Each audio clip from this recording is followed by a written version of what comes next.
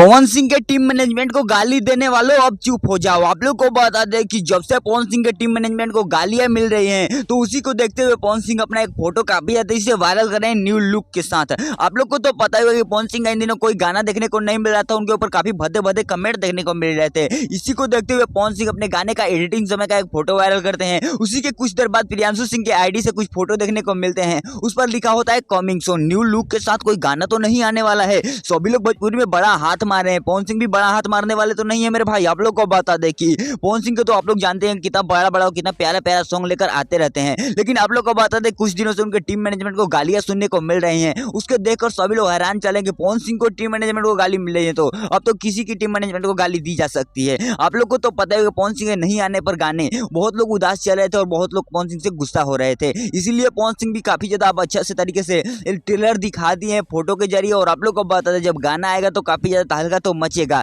तो इनके बारे में आप क्या कहते हैं कमेंट करके जरूर बताइएगा, और इनसे अपडेट पाना चाहते हैं तो चैनल को सब्सक्राइब कर लीजिएगा। मिलो किस नए वीडियो में किसी नए टॉपिक के साथ, तब तक के लिए बाय।